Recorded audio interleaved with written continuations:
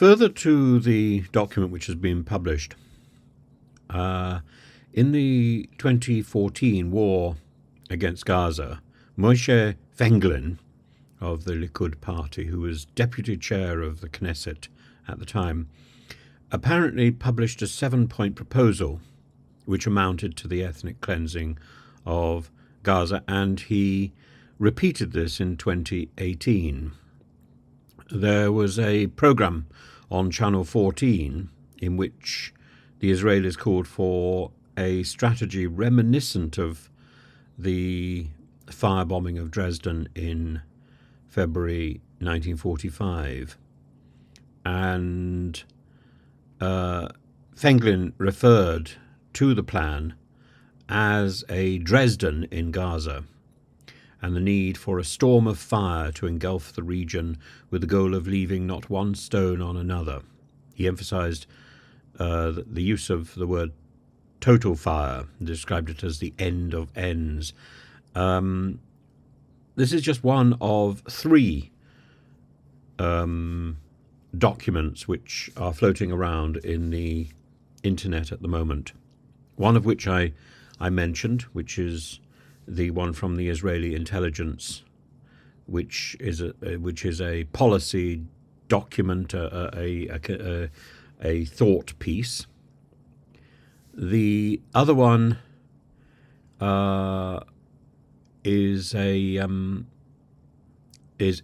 produced by the Misgav Institute for National Security and Zionist Strategy, and this was produced, I think, in 2017, and it explained that Egypt apparently had 10 million available apartment units, with half already constructed and the other half in various stages of development by 2017.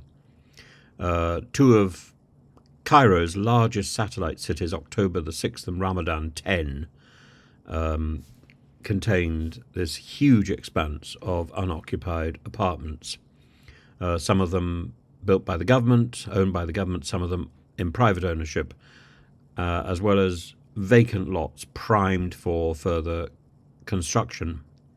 So this housing surplus is estimated to be sufficient in this think tank document to accommodate around 6 million people.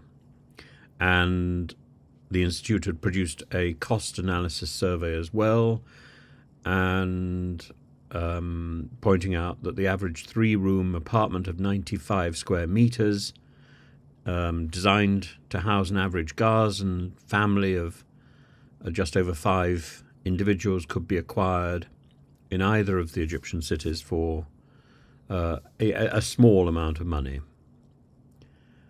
And so this think tank document was suggesting that the funds existed in Israel to buy these apartment blocks, and in a sort of ambitious plan to move the inhabitants of Gaza into Egypt and to inject substantial funds into the Egyptian economy, which would provide an immediate advantage to the president Al-Sisi. So this is a most extraordinary plan. Now, the Misgav Institute is controlled by, or at least at the time was controlled by one of Netanyahu's national security advisors, former national security advisors, Meir ben Shabbat, who is still important in Israel today, particularly in security areas. And so you've got these 3 documents.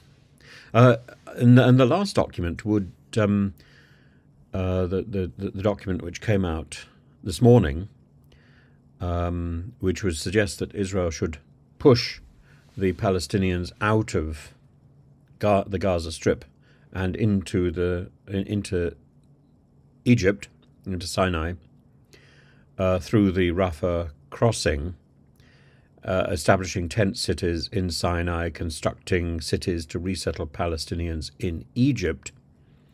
this would this would then be linked to the idea of encouraging